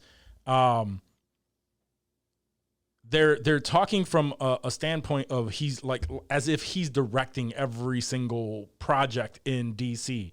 No, he's navigating it and creating these characters, and he's going to play it close to chest. Now, he's not going to be writing all of this stuff, and he's not going to be directing all of this stuff. So, and I always let people know, like Brightburn was awesome. He was just a producer on that. Yeah. And that was dark as shit. And it was the untold, and it was the story of Superman, you know, pretty much. What if Superman was evil instead of good, you know? So, and that was crazy. So, anyway, moving on. We'll move on. I'm excited for DCU. Have been, and now I'm a little bit more excited. You should really feel my nipples. This is funny. I'm looking at the comments to this shit, and I see Michael Kelly himself threw himself out there for Lex Luthor. It was like, just a thought. If you're looking for a guy, I know one. Who the fuck is Michael through Kelly? His Getty Images. Yeah. Who is that? Michael Kelly. He's in he's been in so much shit. He's the most recent shit that I know him from is Jack Ryan. He's the the no longer in the CIA contractor. Oh yeah, okay. Yeah. He wouldn't be a bad one. He wouldn't be a bad one. I just find it funny that he himself like is throwing his own bone, like, please let me be a part of this. Please. Yeah. One of the things, since we're talking about James Gunn and his announcements. Another thing that came up recently was the whole thing with Zachary Levi. Now, Zachary Levi is the star of Shazam. And the movie should be releasing soon. I forget when does Shazam come out? It's got to be like within the next month or so, right? I think so. Shazam Fury of the Gods should be releasing on March 17th. So we're getting there, right? They're promoting this movie. Okay. So he goes out and he ends what's up the agreeing shit that he says? with something. Yeah, so he ends up agreeing with something that possibly puts him against Big Pharma, which is now causing controversy, which is, bad for fucking for promoting a movie, right? It's a bad time to have any kind of controversy. Shut the fuck up, throw your fucking phone against the wall and stop texting or typing anything on social media. But all he really did was was it, like an anti-COVID thing? What'd you say? Was it like an anti-COVID thing? So no, so someone it was on he retweeted a tweet that says, "Do you agree or not that Pfizer is a real danger to the world?" And he retweeted it and wrote "hardcore agree" with a stern face. So all right. And then he proceeded to say, "Well, this is just one example of what I'm referring to," and then, adds another tweet out there about, from the Justice Department announcing, large healthcare, blah, blah, blah. Like pretty much going after Big Pharma while he's promoting this superhero movie that's supposed to be releasing in 2 months. Like, it is what it is. Yeah. Like, that's fine. You could be vocal about that. Wait till your fucking movie drops, dude. Yeah. Like, There's that's just it. so much drama around that. There's so much drama around DC in general. Like, you're not guaranteed to have a hit on your hands, bro. Like, just wait for your movie to drop. I don't give a fuck if it's like a week or two after the movie fucking drop. Just wait till it could be the same fucking day. Wait for the first weekend. That's it. That's all you really need. After that, people will start talking. It's like, yo, you really got to see this. You mix that and you throw in, you mix that with the trailer that was released that looks like you watched the entire fucking movie. Yeah. And it's like, yo, what the fuck are you doing, bro? Stop. Yeah. But, it is what it is. You really should take these celebrities' phones away when they're like in the middle of promo tours and stuff.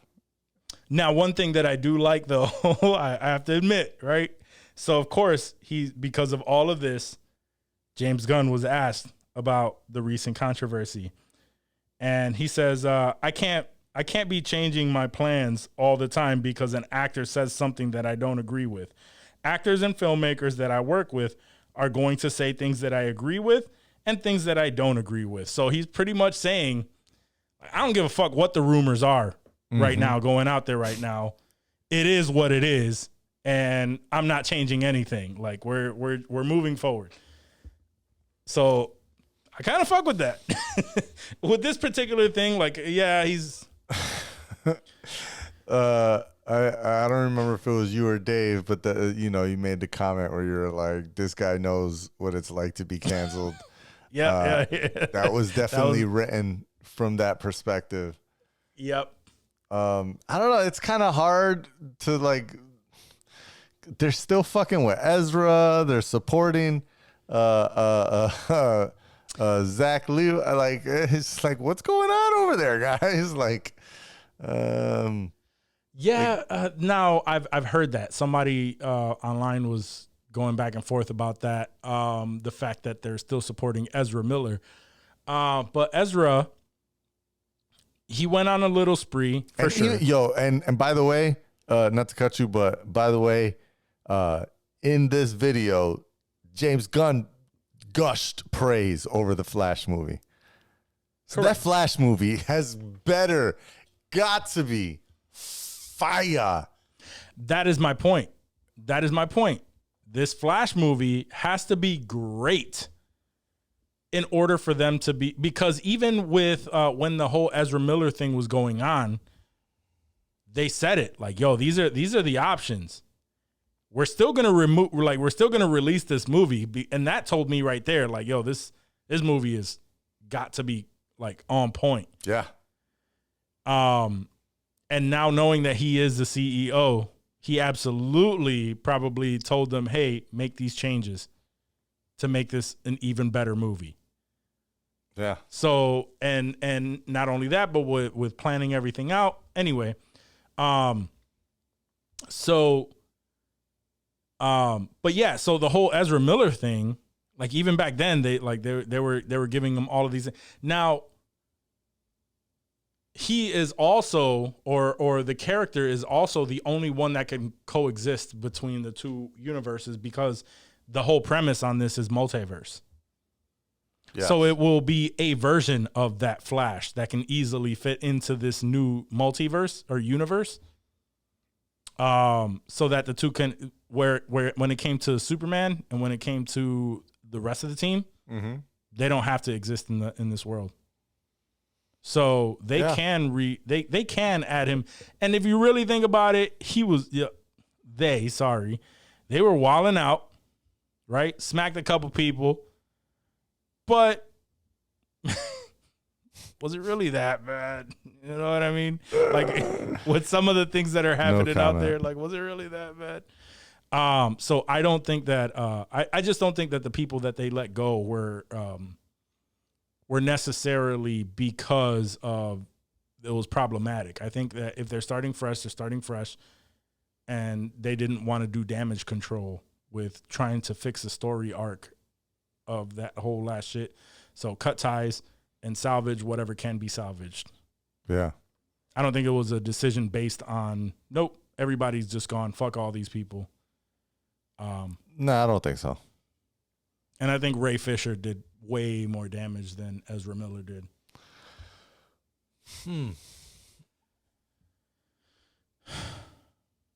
And I'm not meaning it like on a moral standpoint. Like he definitely felt like he had PR wise, yeah. PR wise, yes. And that says something though, right? Like all Ray Fisher was saying was like, yo, I wasn't treated right on set. And I mean, some of it sounded bogus. Some of it was, I mean, I don't know. But, you know, the fact that PR wise, it came off worse than somebody literally like holding people ransom and hostage and like smacking random people on stage at a karaoke bar and starting a cult. Not as bad as Ray Fisher saying, you guys were racist to me. No, I mean, it wasn't necessarily what his accusations were. Is like he was just nonstop, like trying to, like there was no way that they were going to move forward with him.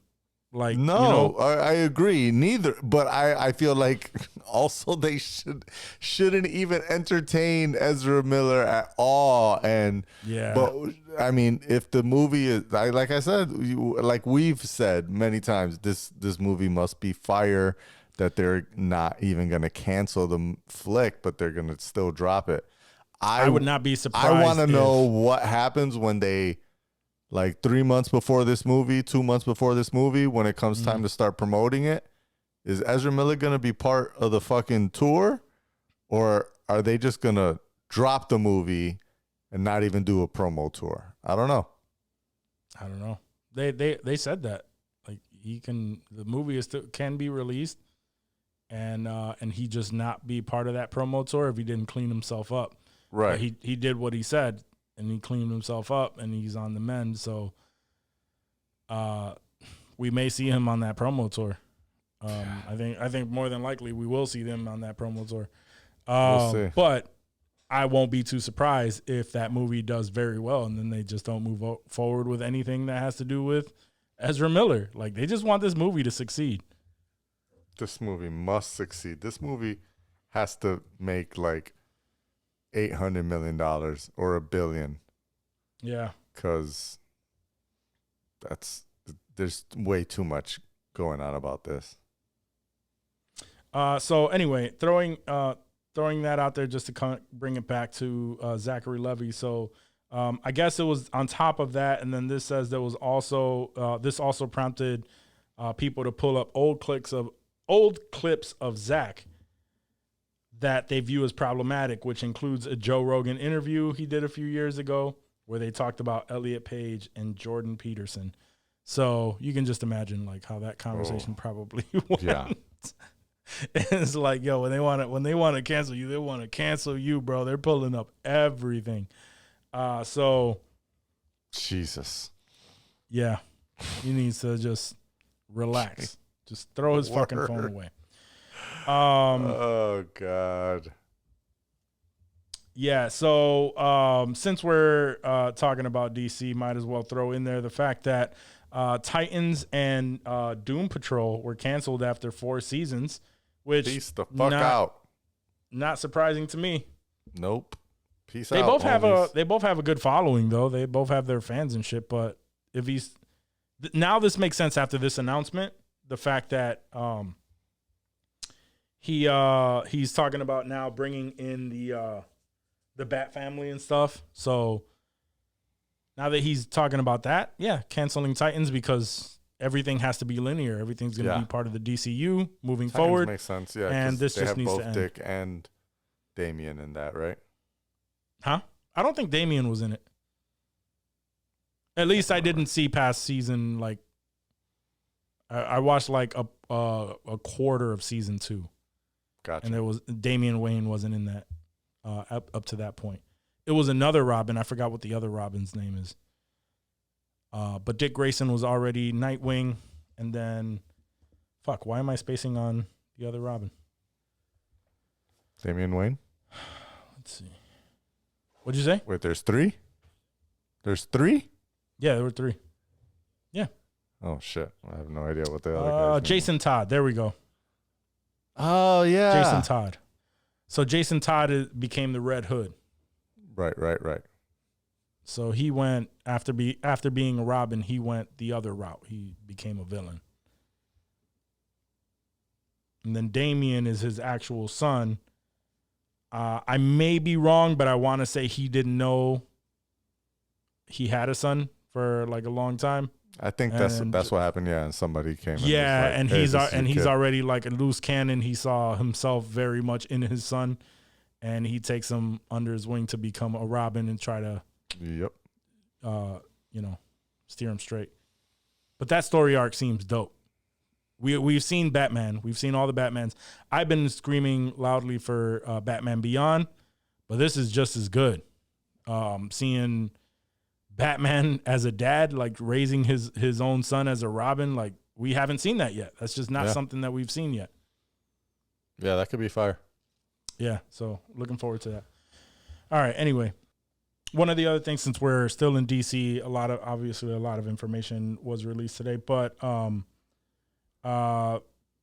it's already been confirmed, obviously, from that video that the Batman is not part of the DCU. It's its own story. Right. But they've also confirmed that the name of the new Batman by Matt Reeves is going to be The Batman Part 2. Crazy. Crazy to think. I'm okay with that. I miss the basic titles like that. Yeah, no, I like it. I hope that's what it stays. The Batman Part 2. And he also released saying that this is going to be a trilogy. So we are getting 3 films from that, and then it's done. Obviously, we know that there's like spin-off shows and things like that were accounted for. I don't know if those are still in the works, but I haven't heard of any cancellations. So we're still probably getting that Penguin 2 or the Penguin series leading into the second Batman film. But the most important part is that we have a date on when this will be released, and it's October 3rd, 2025. Jesus, an actual like date. Yeah. Subject to change, I'm sure. Subject to change. I saw a video with another podcaster just like screaming, saying, What if we have to wait for it's been a year. Where's where's the Batman 2? Like, it's been a year. Like, these people are thinking, like, remember when movies took more than 1 year to come out? Even now, if a movie comes out 1 year after the original, it's because they were both filmed at the same time. That's the only way. But anyway, and he was saying how if he's wondering the Buster Keaton series, if that's, delaying this, and it's like, nah, man, like, it takes time to really map things out. I like it. 2025, like, it seems like forever, but perfect timing for making sure that, the small things that we didn't enjoy about the first Batman, that those little things, those little nuances are not showing up in this next one. So I like it. I'm fine with it. Yeah, I'm good with it. I'm good with 2025. That's gonna creep up way faster than we realize. Yeah, and that's 2 movies in 2025. Yep, technically both DC. Yeah, pretty much. I'm liking it. Another thing that's not DC related, there is Amazon is developing a Tomb Raider film, TV series, and game that will be interconnected, similar to, of course, because they're always comparing it to it, similar to the MCU. What? I don't know if Tomb Raider? Tomb Raider, yeah. No. The last one wasn't so bad. I mean, sure. I enjoyed it. But it's nothing to, like, build a franchise off of. Looks like they're doing it. And they've hired Phoebe Waller-Bridge to write the Tomb Raider TV series for Amazon. Okay. Bringing in the big guns. I fuck with Phoebe Waller-Bridge. I know you do, because she directed, she was in charge of Fleabag, which was a show that you really enjoyed. I fucking loved Fleabag. It's such a good show. She's in something else recent too. Is it Mission Impossible? I think she's in the new Mission Impossible. Is she? I think so. It was something like out of left field where I was like, huh, okay. No, it was, oh, come on. My thing sucks. She was in, as an actress, you mean? She's something that she's coming out in soon. Oh, she's so nothing. Something that she's coming out in. She's in Indiana Jones. Ah, that's what it is. Indiana Jones. Yeah. Yep. I knew it was something out of left field, and I was like, huh, never expected her to be in that. Yeah, she's also part of the Dark Materials. I've seen a couple episodes of that. She was in Solo. She plays, she's a voice actor in Dark Materials. Yeah. And also in Solo. Yeah, again, voice actor, yeah. Mm-hmm. That's what I mean, yeah. The second you said that, I was like, oh, yeah. Yeah, I mean, a robot. I like her a lot. I think she's got skills. Let's see, what does she have as a writer? She wrote the screenplay for No Time to Die.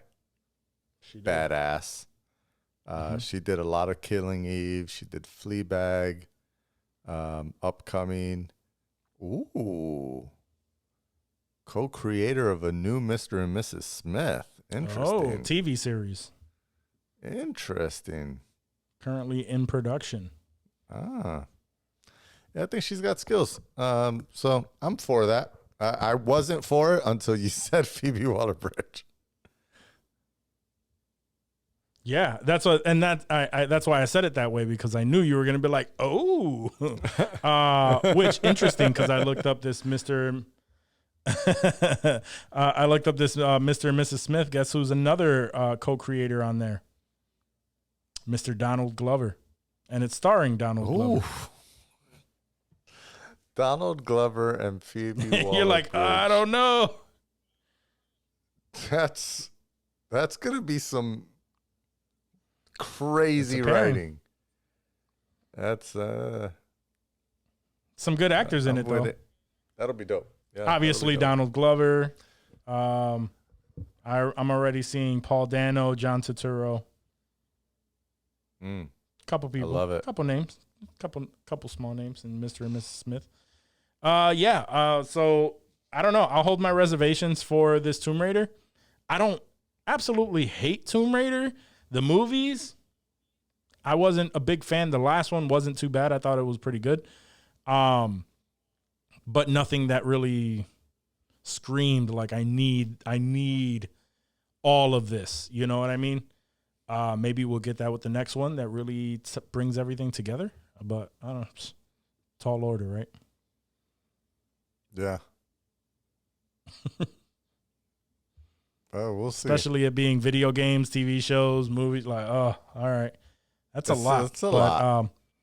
It's a lot. And so far, she's a writer Has anyone done that on the successfully? series. Have any of them what? Has anyone done that successfully? I would say that the original ones with what's her name were successful.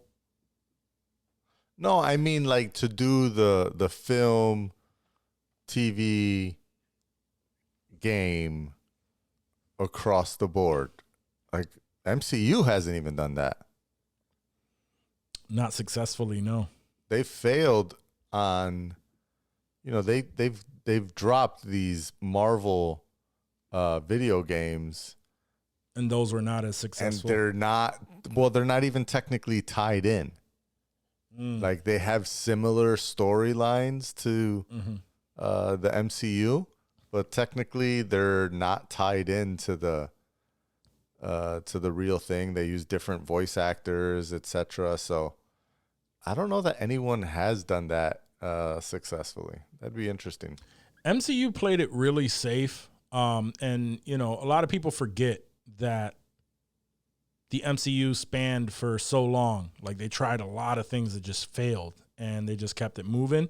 But they played it really safe when it came to games. They played it really safe when it came to TV shows, and how much it commingled. Like it would commingle a little bit where the TV show would reference what they say, but not really like, hey, this is a part of it. Yeah. They saw a little bit of success with, and they were trying to lean into it with Daredevil and all of that, but then that just became its own thing. And then once that kind of failed, they were like, whatever. And it wasn't until they had that partner, they were taken over by Disney. Disney came out with their own app, and they were forced to make these shows. Did they really invest in shows that have to do with the story? So that's why I say, like, they're figuring that out, bro. This is like the first time they really did that. So I still have faith in them, though. I wonder what's to come from them taking it back to the drawing board and focusing more on content over quality, or quality over quantity. But we'll have to see. That's all I got, my man. That's all for HOLLYWOO? That's all for HOLLYWOO. We covered a lot. We sure as fuck did. That DCU shit was a lot to unpack. Yes, it was. Oh, man. I don't know. Does Last of Us feel good without Dave? If you want to talk about that, we're behind 2 episodes anyway. Yeah, I mean, no, we should probably wait for Dave since we waited for me last week. Although all I'll say is I was shocked of this. Not shocked. It was a great episode. So I've caught up. I've seen 2 and 3. I thought both of them were really great episodes. It's just I did not expect episode 3 to like be 90% this love story drama, and then very little to do with the Ellie and Joel story. But it was a great episode. Just continues to solidify this show as another great writing. Up for nominations, I'm sure. Like they're gonna be. It's a hit. It's absolutely a hit. Yeah, this. I'm just very Only glad thing I did not turn it on in front of my mother-in-law. Oh yeah. She would not approve. That would not have been approved. Yeah, no, it was definitely, and they said that it was the most deviated. This episode was the most that they've deviated from the storyline. Okay, I'm already past anything that I've played in the game. That's how far I got in the game. I don't even know any of this. Yeah, so in the game, and I'll share a link with you. I mean, if you want to, I don't know if you're still going to play it, but pretty much outlined what happens there, and we can talk about it afterward. But it insinuated, or it what's the word I'm looking for? Not insinuated, but it kind of brushed on the idea on that topic of who that was, and then it went differently. And gotcha. I assumed that, okay, so now we're getting more of a backstory from that, but I didn't see it ending the way that it did. I thought that it was going to go more towards like the game, where he kind of, like they meet up with Ellie and Joel, but anyway, is that all we have? Yeah. We'll talk more Last of Us next week. Hopefully. That's all I got for this wonderful episode. Sweet. All right, so then you know what time it is. Guys, thank you so much for listening to this episode. If you made it this far, you fuck with us. That means we fuck with you. Remember that to please give us please rate, review, and subscribe to the podcast on your favorite podcasting app. If you're listening to us on Apple Podcasts, please leave a review and let us know how you feel about this. Give us a 5-star rating. If you are listening to us or watching us on YouTube, remember to hit that thumbs up. Subscribe to the podcast so you can see our beautiful faces as we discuss your favorite topics. Also, we mentioned it earlier, but if you want to cop some merch, go to insensitivemerch.com. Stay drippy with Drippy.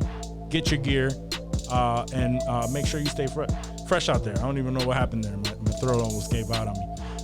Pause. And